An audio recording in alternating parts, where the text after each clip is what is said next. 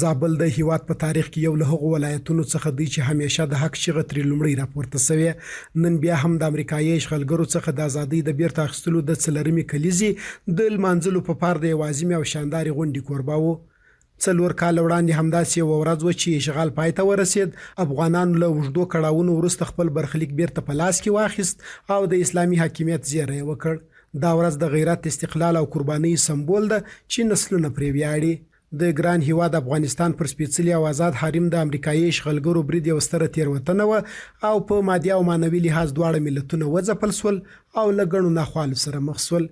د زابل والي په جوړو شویو مراسمو کې وویل د دې هیواد باتور ملت او زړورو مجاهدینو په میړانه او شجاعت سره د یرغلګرو پر وړاندې د جهاد بیرغ اوچت کړ او په زیاتو مبارزو او نه ستړي کېدونکو هڅو باندې وتوانېدل چې د سلهاوو زرو تکړه ځوانانو د شهادت ارمان په پوره کېدو او د زرګونه معلول افغانانو په ګرځېدو د هیواد څخه د یرغلګرو پوځونو ته ماته ورکړل او د افغانستان له پاکې خاورې یې وشړل. او دا ستره فتحه یوازې د ځان بهادرۍ نه بولو، بلکې د الله جل جلاله او د غیرتي ولس د همکارۍ لویه وجه وه. د اسد 40 نه یوازې د تاریخ پاڼه ده، بلکې د غیرت، صبر او قربانۍ انځور دی.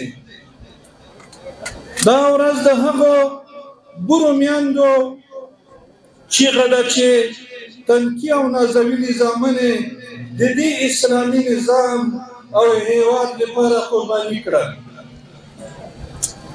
د هغو پلرونو تمه ده چې د تنکیو ځوانانو زامنو جنازې په اوبو ګور ته یوړلې او د هغو مجاهدینو بریا ده چې شپه ورځې په غرونو او سنګرونو کې سبا کولې. دا د هغو یتیمانو او کڼو کریغې دي، فریاد دی چې د خپلو پلرونو او خوندانو ستړې ارواوې یې په خپلو غېږو کې رب ته ډالۍ کړل.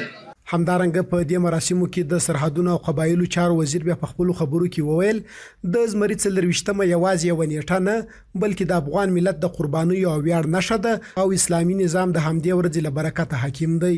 نوموړي زیاته کړه تاریخ وښوده چې افغانان د نړۍ له هیوادونو سره د ښو او نیکو اړیکو علاقمند دي او برسیره پر دې د خپلې پاکې خاورې ساتنه، د ملي شتمنیو او ناموس څخه دفاع او د یرغل په مقابل کې مبارزه هغه شی ځانګړتیاوې دي چې افغانانو ته له خپلو نیکونو په میراث ورپاتې دي.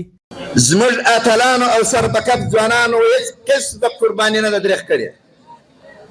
د هر قسمه قرباني څخه استفاده وکړه او ځانونه یې په باروتو باندې ټوټه ټوټه کړل، خپل اډوکې او غوښې یې په هوا کې لوګۍ کړې. د افغانستان لویست خاوره هم د خپل ځان او هم د خپل دشمن په وینو باندې سره کړه. دشمن ودې ته حیران سو چې په افغانستان کې زه نور څنګه ژوند وکړم. هر ځای زما دپاره کمین او دشمن ده.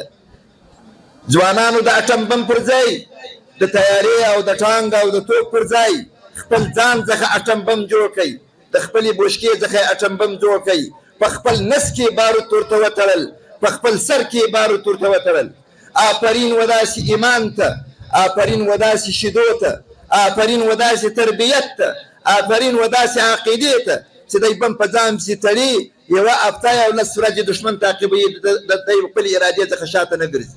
د یادونې وړ ده چې د زمري 24مه د امریکایي اشغالګرو څخه د هیواد د ازادۍ ورځ د زابل ورهاخوا د هیواد په ګڼ شمېر نور ولایتونو کې هم په شانداره ډول سره ولمانځل سوه.